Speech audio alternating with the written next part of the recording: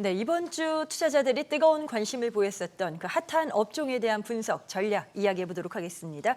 자, 어떤 리스트업이 있는지 먼저 관련 업종들부터 체크해 보도록 하시죠. 자, 먼저 반도체부터 가볼까 합니다. 아무래도 많은 분들이 또 가장 궁금해하시는 섹터 중에 하나가 아닐까 싶은데 호황제가 엇갈리는 한 주를 보내고 있습니다. 저희가 이야기 나눠본 트럼프 대통령의 품목 관세 우려감도 있고 삼성전자의 애플 수주 같이 호재성 재료도 있고요. 좀 뒤섞여 있는 상황입니다. 자, 김진 대표님, 기존에 이 삼성전자 매매 전략을 몇 번 주셨었어요. 네, 지금은 네. 혹시 전략적 변화가 있으십니까? 네, 큰 변화는 없고요. 네. 하지만 이제 약간의 변화는 좀 줘야 될 것 같습니다. 어떻게요? 기존 전략이 이제 단기 그 5468, 5만 원 초중반에 사고 6만 원대 팔아라 이 전략이었고요. 네. 또 강연회에서도 말씀드렸는데 중장기로는 1차 8만 8천 원 정도를 목표가로 해서 보자. 근데 그 전제가 중요합니다. 이 전제가 바로 엔비디아의 그 퀄테스트 통과 그리고 HBM4의 그 경쟁력 확보 이렇게 제가 제시를 해드렸었는데요. 전체로 보면 크게 달라진 점은 없습니다. 다만 그 단기 전략에서의 가격 밴드를 약간 시프트업 이렇게 시키면 좋을 것 같아요. 좀 더 올리셨네요. 그렇죠. 네. 예. 5468에서 64, 이제 78로. 아, 예, 그 이유는요. 테슬라나 이 애플과의 그 파운드리 공급 계약이라는 나름 큰 호재가 이 그 밴드를 1만 원 정도 이렇게 올리게 한 부분이 되겠고요. 네. 다만 이제 8만 원 이상 가려면 반도체 업황의 지금 핵심이 여전히 HBM입니다. 그렇기 때문에 HBM3 이상에서의 그 경쟁력 확보가 삼성전자로서는 여전히 절실한 상황이고요. 지금 뭐 HBM 그 4의 그 샘플 공급 얘기가 나오고는 있습니다만 하지만 아직은 확실한 그러한 퀄테스트 통과 단계까지는 아니기 때문에 단계 목표치는 더 높게 잡을 수는 없는 것이고요. 지금까지 그 반테크 해온 대로 삼성전자는 단기적으로 사고팔고 이 반복 매매를 해야 하는 상황이 되겠고요. 그리고 이제 SK 하이닉스인데요.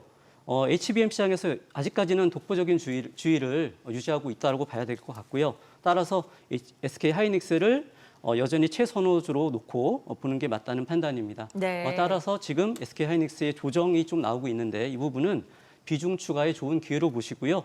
26만 원 이하에서 좀 매수에 적극적으로 가담해 보시고 1차 다시 정고점 부근인 30만 원 정도를 목표로 제시해 드리겠습니다. 최선호주 자체는 SK 하이닉스로 변함은 없으시다. 네, 맞습니다. 말씀을 주셨어요. 삼성전자가 7만 1,800원에 이번 주 거래를 마감했습니다.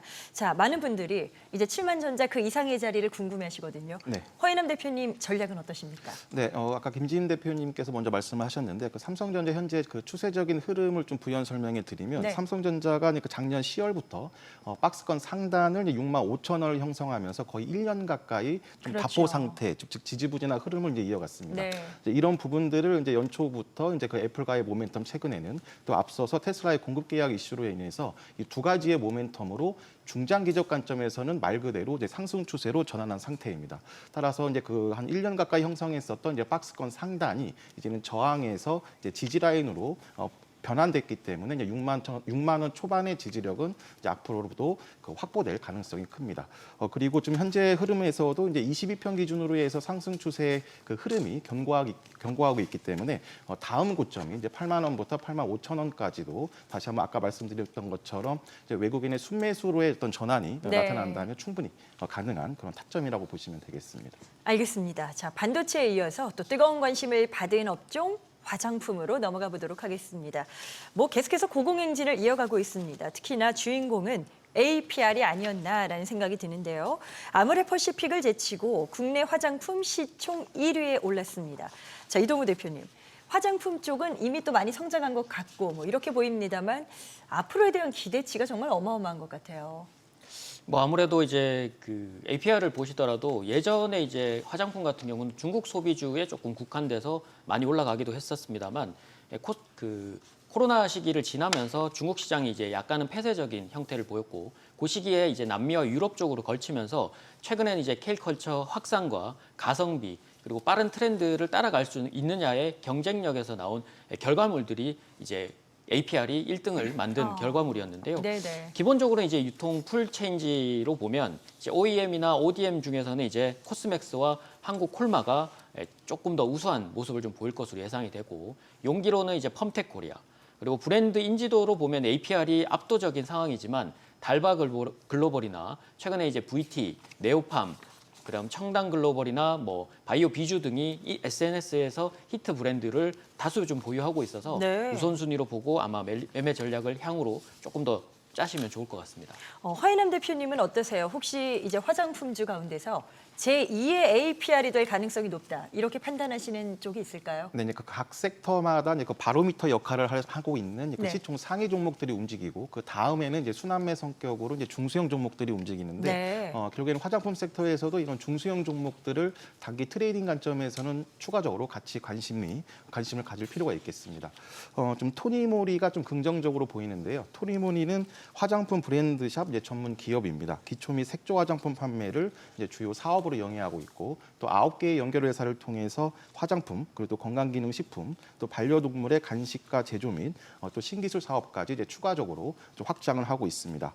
1분기에 이제 이미 호실적을 기록을 했고요. 추가적으로 다이소 입점 제품인 본셉의 흥행과 또 수출 증가로 인해서 향후 이제 실적 개선도 이제 기대가 되고 있습니다. 네. 기술적인 흐름들도 좀 긍정적인 흐름을 보이고 있는데 이제 화장품 섹터가 그동안 한 2, 3년 동안 이제 하락 추세를 딛고 이제 본격적으로 이제 상승 추세로 이제 전환된 시점이라서 어느 정도의 좀 한 20% 상하폭을 기준으로 해서 좀 매물을 소화하고 있는 그런 구간이라고 보시면 되겠습니다.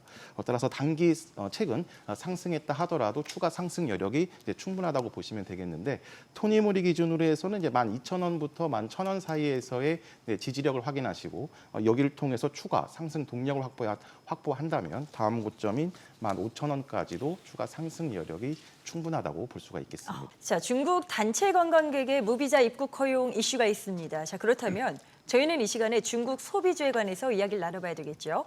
자, 중국 소비주, 면세, 여행, 호텔, 카지노, 그리고 엔터, 화장품 아주 장르가 넓습니다.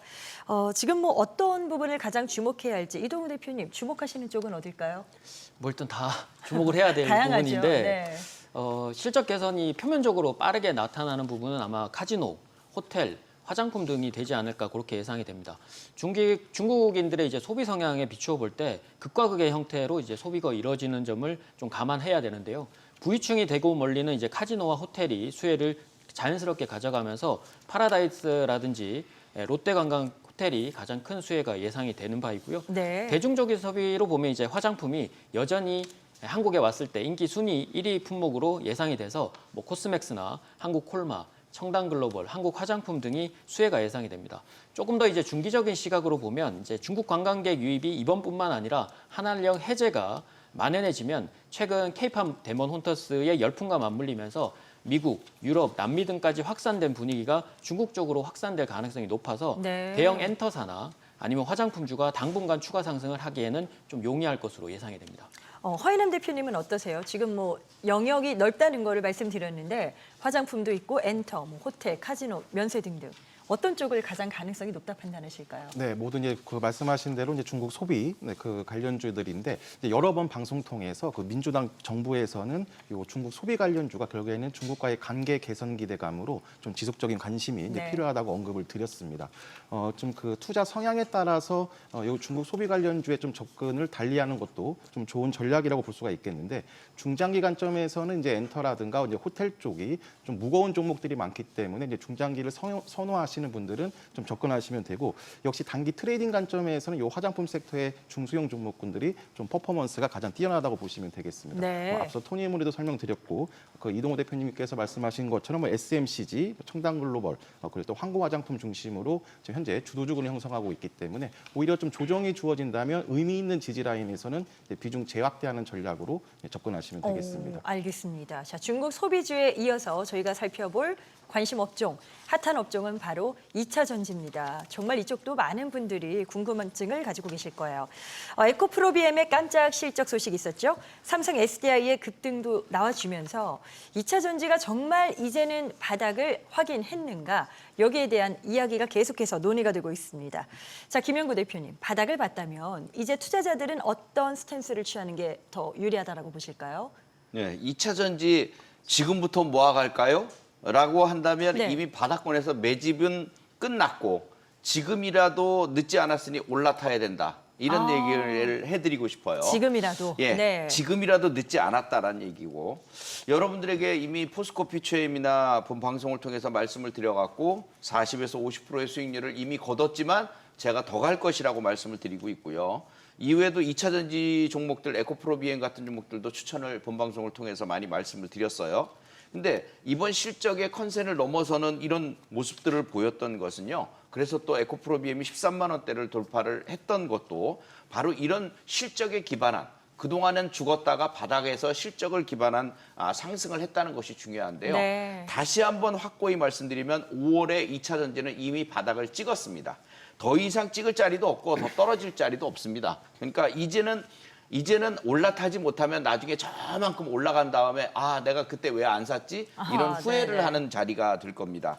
리튬 가격도 이미 바닥을 확인하고 상승 전환하는 걸 여러분들 눈으로 확인을 하셨습니다. 그러니 진바닥 이후에 2차 전지들의 상승 전환을 주도 종목들을 바꿔가면서 올라갈 거거든요. 그러니까 그 종목들을 다 여러분들이 쫓아서 살 수는 없어요. 그러니까 그중에서 제대로 된 주도 성향이 되는 종목들을 모아나가면 되는 거거든요. 네네. 그렇다면 그런 종목들의 대세 상승의 흐름이 지금 시작된 종목들은 뭐냐? 딱 그러면은 셀 종목들 중에서는 셀 3사 중에서는 LG엔솔, 네. 그다음에 그 외에 포스코홀딩스라든가 포스코퓨처엠, 에코프로비엠 이런 종목들이 그 뒤를 따라가면서 움직일 수 있는 성향들이 될 것이니까 이 종목들을 잘 신경 써서 보시고 제가 오늘 또 그 외에 해당되는 2차 전지 네. 또 내용들을 히든해서 또 말씀을 잠깐 그러세요? 드릴게요. 알겠습니다. 히든주가 대기하고 있습니다. 끝까지 함께해 주시면 좋겠고요. 김진 대표님께서도 2차 전지 관련해서 네. 앞서 나온 의견과 같은 맥락이세요? 어떻게 보십니까? 예.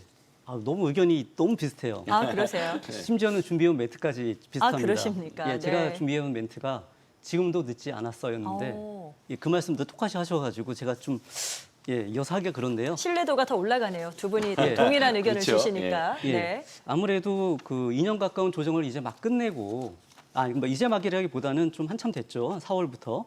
아직까지 이제 대세 상승의 초입기에 있는 2차 전지. 이쪽으로 여러분들께 제가 추가적으로 말씀드리면 빨리 동참하자, 지금이라도 이렇게 말씀을 드리고 싶어요. 네.